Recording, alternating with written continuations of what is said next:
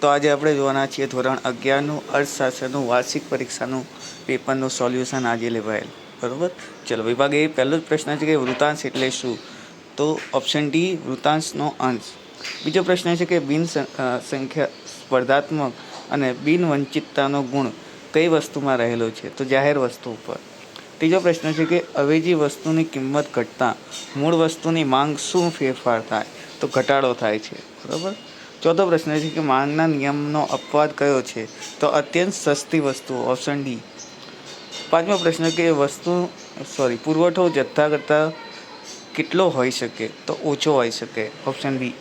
છઠ્ઠો પ્રશ્ન છે કે વસ્તુના કુલ વેચાણક્ષમ એકમોનું પ્રમાણ એટલે શું? તો જથ્થો. સાતમો પ્રશ્ન છે કે ઉત્પાદન શૂન્ય હોય ત્યારે અસ્થિર ખર્ચ કેટલું હોય છે?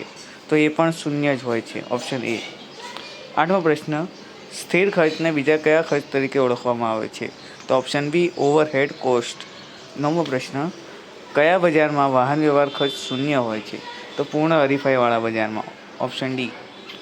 દસમો પ્રશ્ન કયા ઇતિહાસકારના મત પ્રમાણે પ્રાચીન ભારત વિશ્વનું સૌથી મોટું અર્થતંત્ર હતું? તો અંગુસ મેડિસિન. 11મો પ્રશ્ન કયા ઇતિહાસકારના મત પ્રમાણે 19મી સદી પહેલાં ભારત ઔદ્યોગિક પેદાશનું ઉત્પાદન કરતું અગ્રણીય દેશ હતો? તો T Rai Chaudhary. Option C.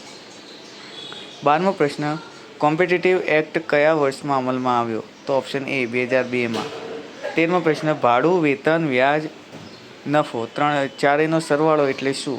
તો રાષ્ટ્રીય આવક. 14મો પ્રશ્ન કુલ આંતરિક પેદાશનું બીજું નામ શું છે?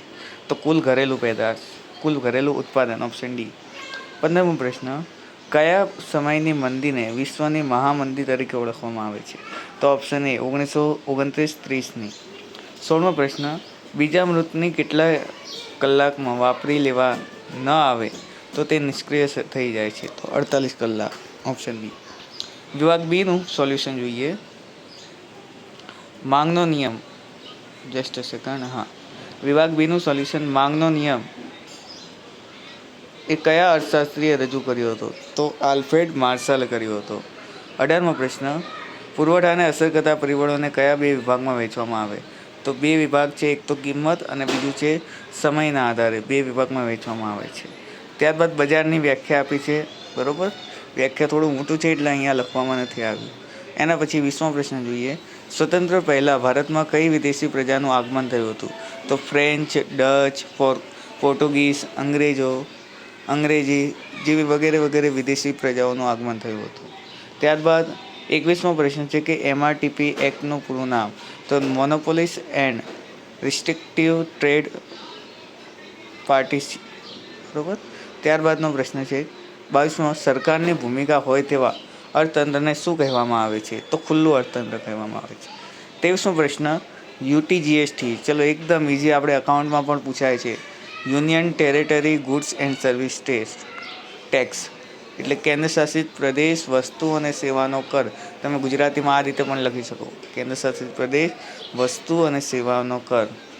ત્યારબાદ 24મો પ્રશ્ન વાપસા કોને કહેવામાં આવે છે? તો 50% પાણી અને 50% હવામાં હોય એને વાપસા કહેવામાં આવે છે શોર્ટમાં. ત્યારબાદ વિભાગ સીનું સોલ્યુશન.